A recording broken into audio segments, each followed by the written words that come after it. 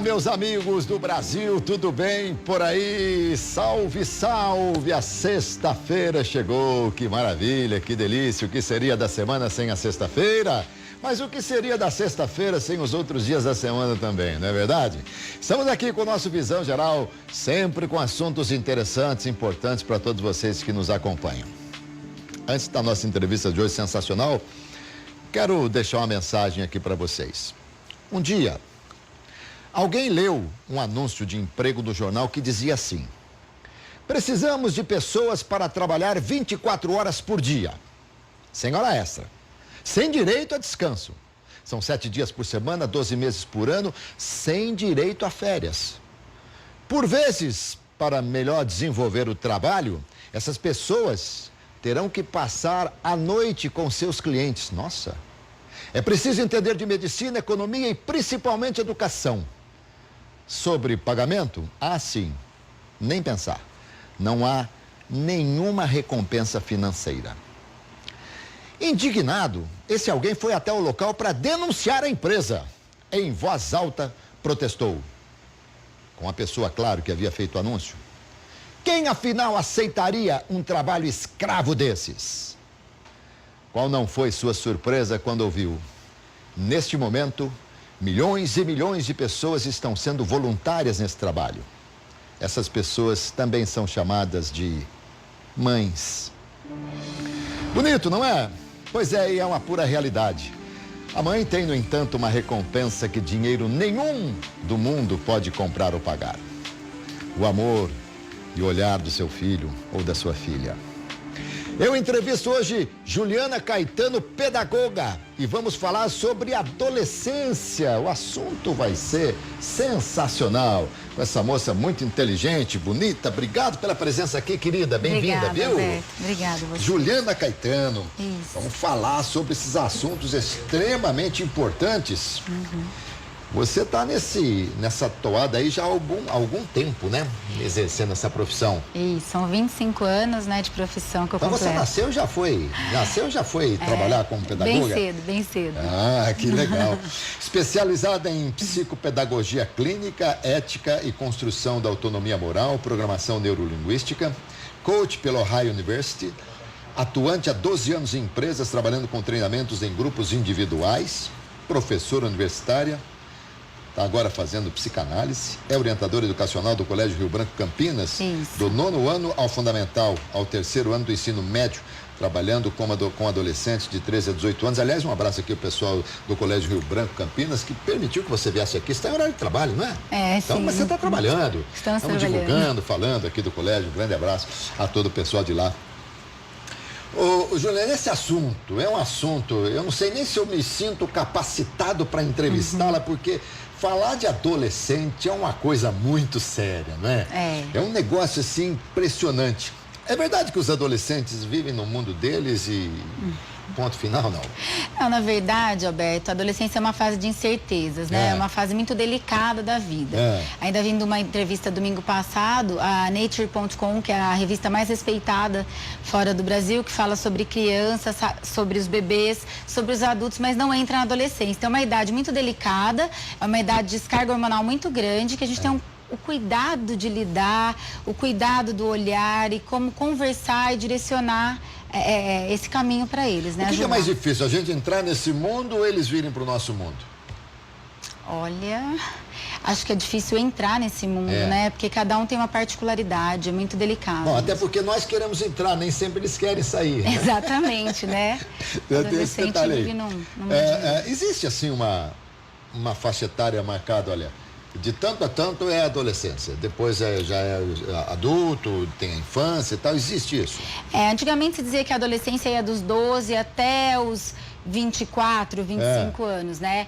E hoje, com os estudos aí, nós estamos vendo que o processamento do lobo frontal fecha com 30 anos. Então, a gente dá início à adolescência, à pré-adolescência com 12 anos, entrando na adolescência por volta dos 13, 14 anos e se estende até os 30 anos. Então, somos adolescentes, né? Até o processo de encerramento disso vai até os 30 anos, até a vida adulta. Anos? A vida adulta começa aos 30 anos. Então, a juventude começa aos 24, 25 anos e a gente se estende. Então, quando algum filho faz alguma coisa que não devia fazer com 29 anos, você fala, calma, tá na adolescência ainda. Tá. Existem várias formas de adolescência, né? A gente fala que, de acordo com cada experiência, você tem um adolescente. Tem adolescentes mais maduros, que se tornaram mães aos 12, 13 anos, que aos 17 já são quase adultos. Temos adolescentes de 17, temos adolescentes tardios aí de 25, 26 anos, que ainda moram com os pais, né? E vem as síndromes aí de Peter Pan e etc. Tem esse detalhe aí. Querida Juliana Caetano, eu, por vezes, em sociologia, aprendi que o homem é produto do meio. Isso.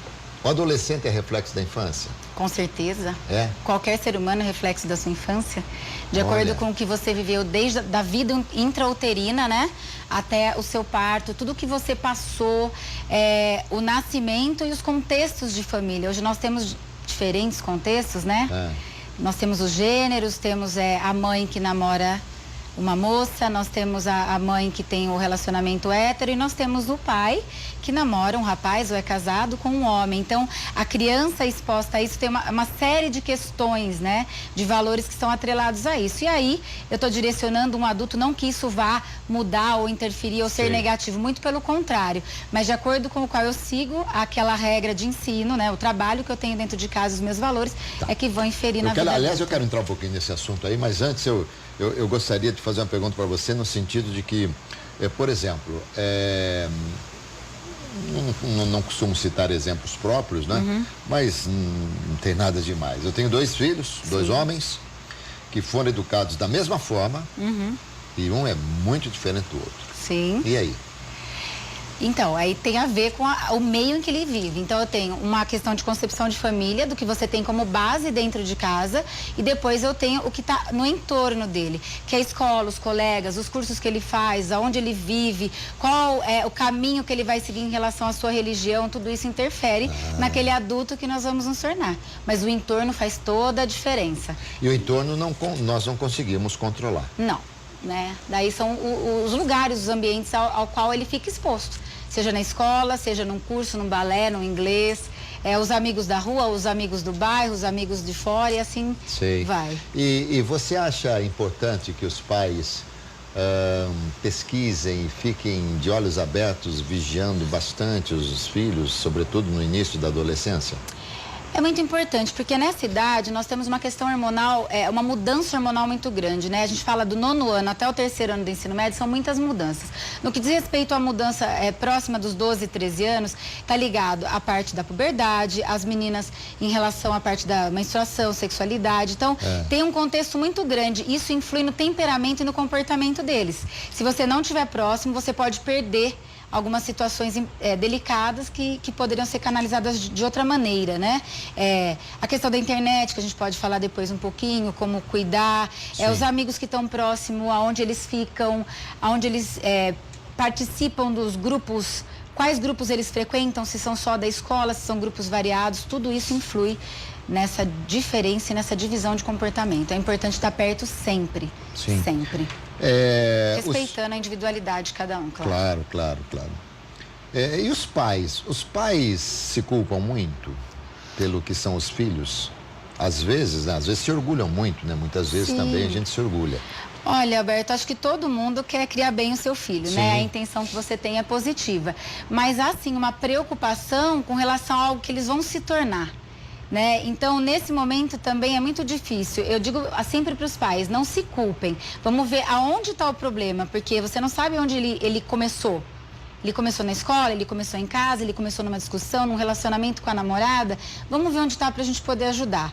Se foi na família, a gente vai encaminhar a família e faz um trabalho família, escola e aluno. Então, tem que ter esse cuidado de estar perto aí deles. Muito bem. Vamos falar um pouquinho, então, desse relacionamento homoafetivo, que você há pouco se referiu, sem entrar no mérito da questão. Eu acho que, independente de qualquer coisa, todos nós temos que respeitar. Com certeza. Não é verdade? A individualidade de cada um. Mas eu queria que você falasse, até de repente por experiência de estar convivendo com alunos, que hoje não existe, a filiação hoje é simplesmente tão somente filiação. Você não tem o nome do pai, o nome da mãe, e quando tem é só o nome da mãe. A gente sabe disso aí, mudou bastante.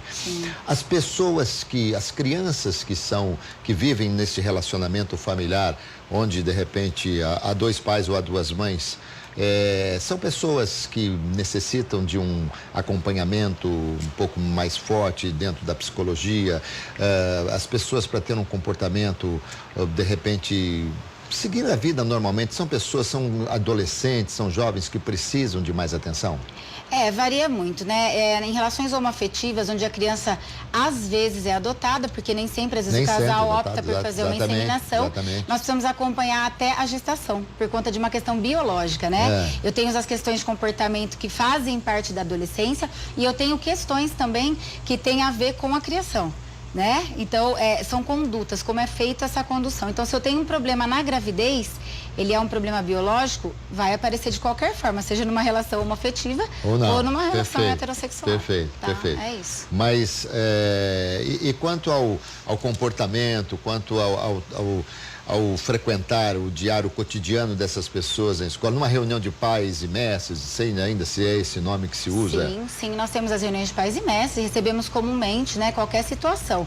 Isso não muda e isso não interfere na diferença. Não existe, eles têm dois pais ou duas mães e isso vai mudar o contexto ou o comportamento. Muito pelo contrário, né? Às vezes, numa outra relação que você acredita que seja estável, socialmente falando, tem muito mais problemas. Muito mais, né? Muito bem. Bom, vamos lá. Pai e mãe, tem que ficar... às vezes os filhos falam assim, mãe, mas você não me compreende. Pai, eu não consigo conversar com você. Até que ponto esse diálogo familiar é fundamental na condução da vida do adolescente? Então, Alberto, a gente sempre pede para os pais estarem perto. Estar perto não quer dizer estar dentro da vida do filho. Nós não somos amigos de nossos filhos, nós somos pai e mãe e isso precisa ser delimitado. Então, se eu me colocar como pai e mãe, se eu estiver perto, conversando com qualidade, às vezes os pais dizem, olha, eu trabalho o dia todo, eu não tenho tempo, né? Então, se você tiver com seu filho à noite, pelo menos por 20 ou 30 minutos que seja, que se tenha qualidade. Como foi o seu dia, com quem você está andando, o que você gosta de fazer, sair para tomar um lanche, assistir um futebol, isso faz falta, que são tempos de repente curtos, mas com muita qualidade. Não é o quantitativo, é o qualitativo. É a qualidade, sempre será a qualidade, né? O que as crianças, os jovens mais sentem falta é da proximidade. E volto a dizer, não é a relação de amizade, né? Você não vai sair para beber com seu filho, você não vai sair para orientar o seu filho com coisas que não são adequadas para a idade. Mas você pode ouvi-lo, perguntar como ele está, ficar próximo e ter mais qualidade no relacionamento. Eu queria que você analisasse uma frase que certa feita eu ouvi, e essa frase foi colocada até num grupo de relacionamento, de WhatsApp e tal, quando a gente estava discutindo alguma coisa nesse sentido, que certa vez o pai disse ao filho, você não precisa me amar, você tem que me respeitar. Isso soa como uma frase autoritária ou de repente isso aí soa como se estivesse colocando amor nessa frase, porque quando você respeita o pai, você respeita a todos. Como é que você analisa uma frase dessa? É uma frase, no meu ponto de vista, bastante antiga, né? É onde se tinha que respeitar e nada mais, e não tinha essa troca na relação pais e filhos. Eu acho que o amor vem junto com o respeito. O respeito pelo medo, ele não é adequado. Ele interfere na relação. O respeito pelo medo interfere na relação. Com certeza, né? Porque o adolescente acaba escondendo, o jovem ou adulto até. Às vezes você está formando um adulto equivocado. Você acaba escondendo por medo. E se você não tem um respeito pelo amor, pela cumplicidade, pela troca. Mas você concorda? Não sei, posso estar enganado. Mas hoje, de certa forma, claro que há exceções, não todos, mas uma grande maioria tem perdido o respeito pelos pais, e não só pelos pais, mas por quase tudo. Então nós não vamos falar de adolescente, nós vamos falar de pais, falta de posicionamento das famílias e de pessoas, porque os pais não sabem ser pais. Os pais estão com uma dificuldade que juntou a geração da década de 70, que são os meus pais, 54 a 70, depois vem uma geração de pais da década de 80 e 90 e vem uma geração de pais recente. E aí há uma mistura da adolescência tardia Então eu misturo, eu quero usar a mesma roupa dos meus filhos, eu quero me comportar como meu filho, eu quero ir beber e sair com o meu filho. Mas eu quero ser igual ao meu filho, mas eu sou o pai dele. Então a falta de posicionamento em ser pai e ser mãe é hoje acho que o que mais pega na sociedade. Nós vamos conversar sobre isso. Então vamos ver, de repente é mais fácil ser filho do que ser pai. Talvez sim. Juliana, vamos lá, agora eu também vou tomar uma aula aqui. O que é ser um pai perfeito? Uau, que pergunta difícil, né? Será que existe? Não existe perfeição para nada nessa vida, né? Verdade. Acho que existe um equilíbrio, né? Eu acho que ser um pai perfeito, se assim que nós pudéssemos falar, né? Acho que é estar presente, é acompanhar o crescimento, é participar do dia a dia, é você se envolver com as coisas que seu filho está ali próximo, é trazer ele para o seu mundo também, né? Entender o que você vive, os contextos, falar as verdades, mostrar fragilidade, porque essa questão da força, o pai não podia chorar, né? Perto do filho, ou estar junto, não existe mais, né? Nós estamos na geração touch agora, é a geração que toca, eles vão pegar. Eles vão pegar... Eles sentem muito falta disso? Eles sentem muita falta do abraço, do carinho, do colo, de estar próximo do pai, né? Olha, meu pai está viajando há tantos dias, eu ligo no celular, não atende. Então, um beijo, um abraço, sinalizar que você está ali presente, ligar no meio do dia, conversar um pouquinho. Eles dizem que não gostam, mas eles sentem uma falta tremenda, né? A minha mãe vai na escola, não precisa ir à escola. Para um quarteirão antes, ou para um quarteirão depois. Isso aí eu ouvi muito. Ou então, por vergonha isso, mas não vá à reunião de pais que não precisa, mas quando a mãe tá lá, eles ficam todos cheios, porque houve uma preocupação com ele, né? Estar preocupada, se antecipar ao que vai ocupá-lo, seja uma recuperação, seja alguma coisa nesse sentido. É muito bom cuidar, eles gostam de ser cuidados, é importante. Tá, então pelo que você está me falando aí, a gente pode chegar à conclusão, porque a criança, na teoria, a criança nasce perfeita, ela vai ser produto do meio, ou do entorno. Sim, a criança nasce com a anomia, né? Ausência total de normas e regras. Normas e regras. E ela vai sendo... Tudo aquilo que nós passarmos para ela. Isso, o que for norma, o que for regra. Então, mas eu já ouvi, essa conversa é boa, porque eu já ouvi histórias e já vi casos em que o pai é maravilhoso e o filho não. E aí, mas o pai passou para o filho tudo aquilo que queria ter passado de bom. Será que esse pai é tão maravilhoso assim?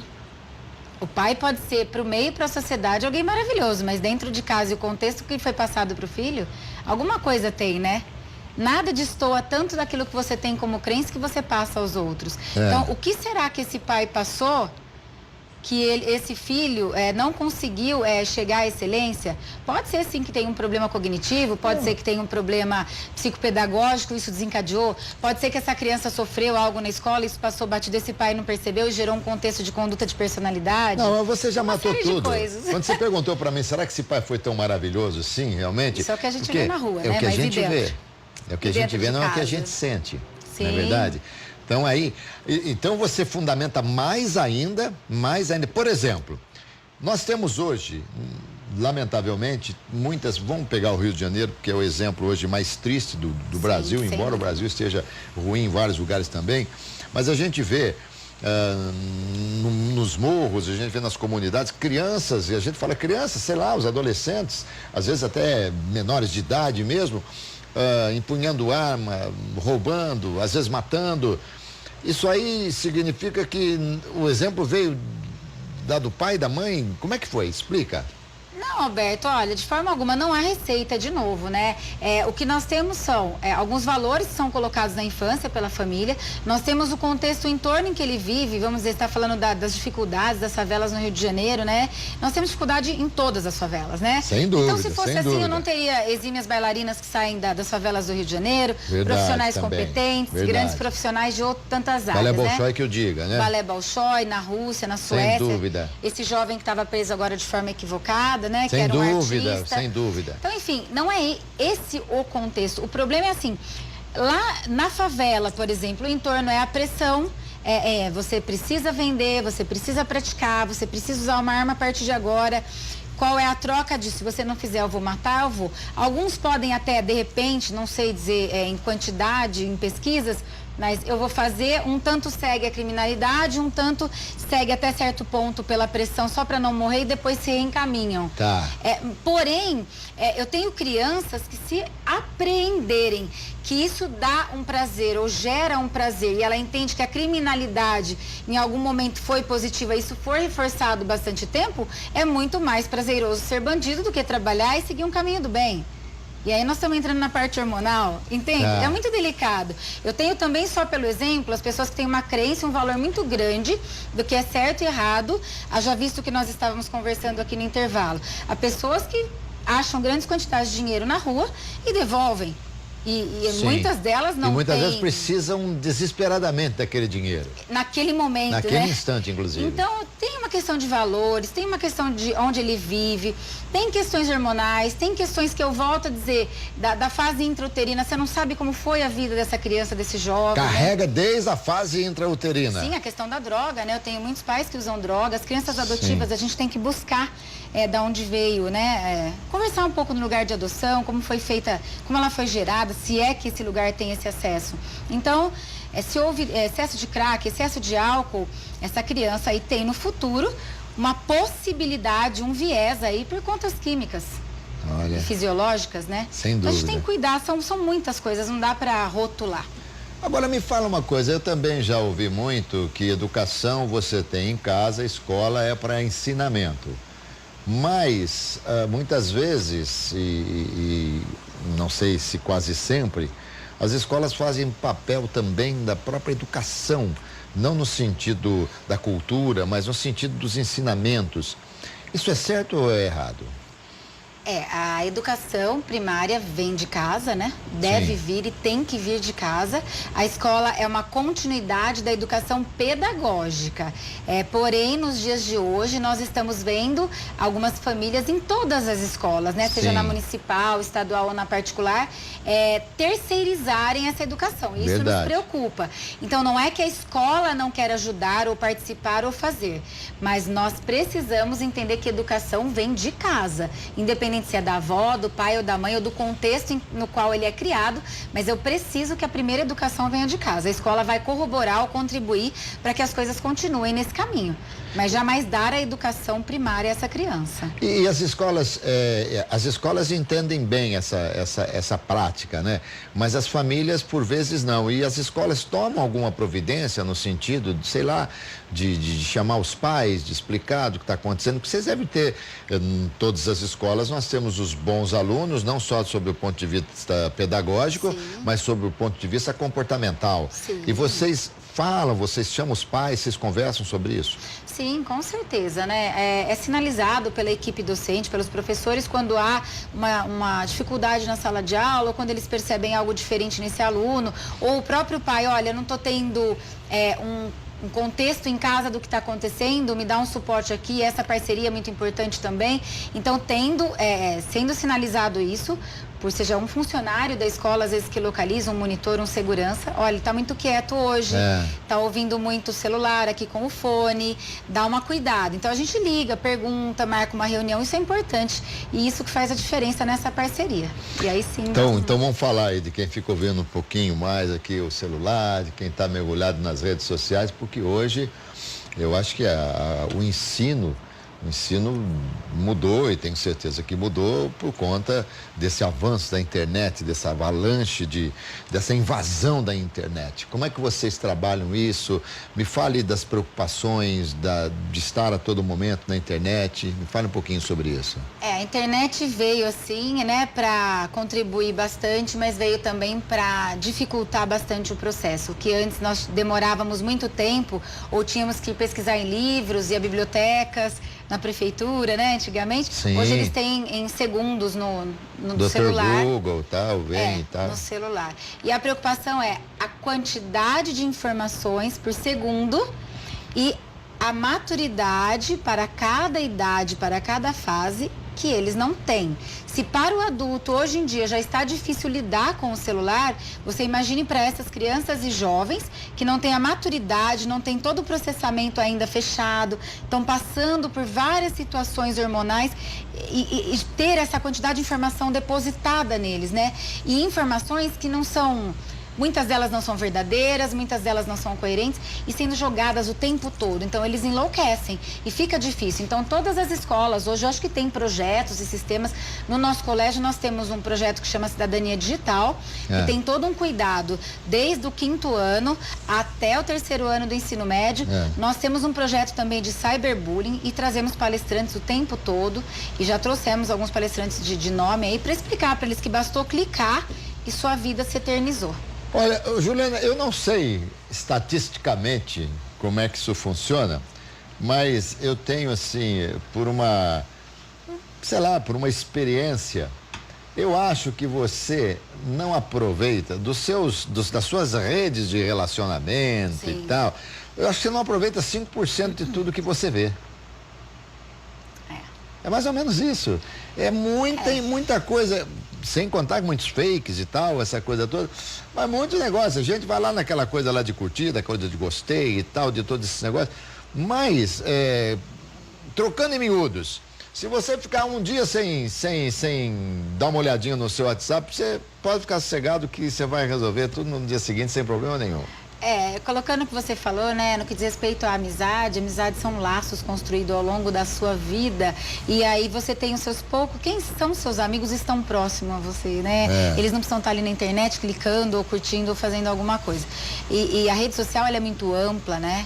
Ela é muito delicada até para cuidar. Há pessoas que trabalham com internet, então sim, legal, a gente divulga isso para pessoas diferenciadas. No que diz respeito a estar perto, ao tocar, são poucos.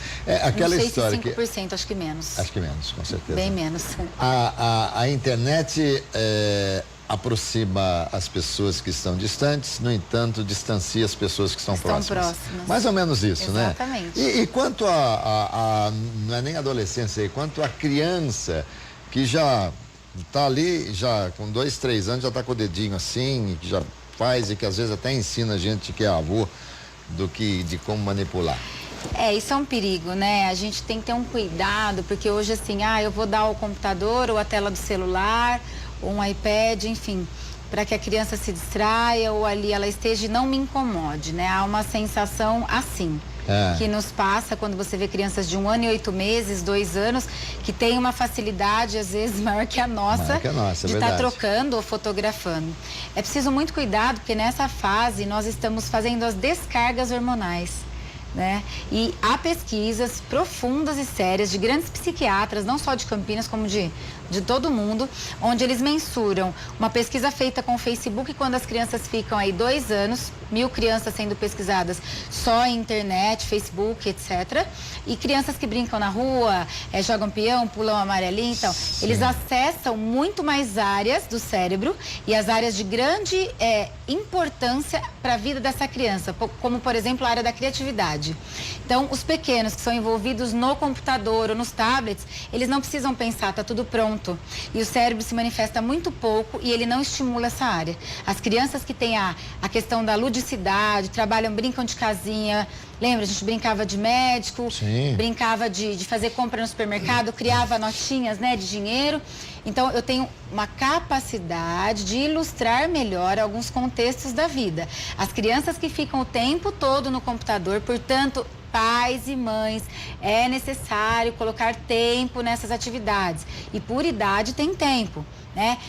Tem muitas pesquisas, vocês podem pesquisar sim na internet quanto tempo, ou perguntar para um psicólogo, um psicopedagogo, mas cuidem, porque isso faz muito mal.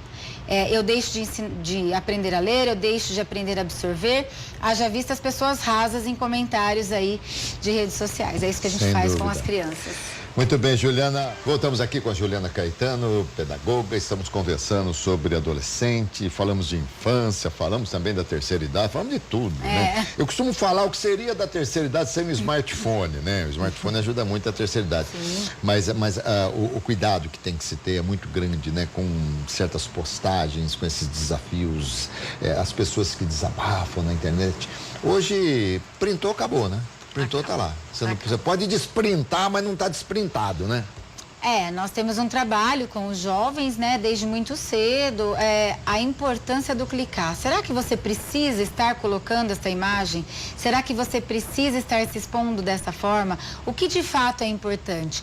E quando começou a reduzir essas questões da postagem? Nesse trabalho que nós desenvolvemos já, e a escola, ela é adepta ao sistema Google for Education.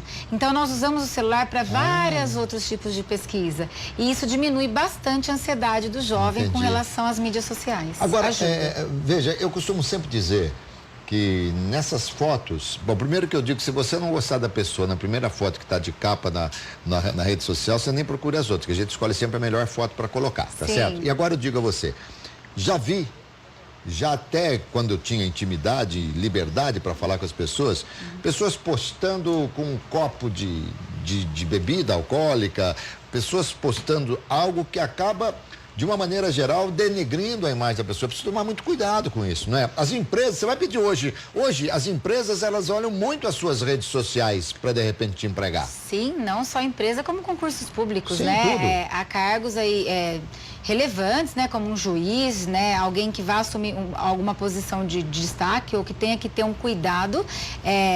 Tem um caso aí que nós conhecemos de primeiro lugar de passar na OAB e ser desclassificado por conta de uma situação aí de rede social.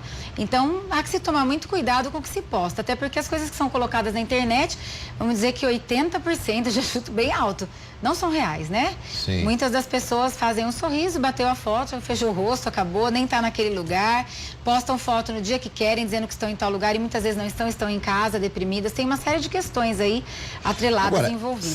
Se é difícil você controlar isso aí na parte adulta da pessoa, né? Na fase adulta da pessoa, eu imagino como seja na fase de adolescência. É uma loucura.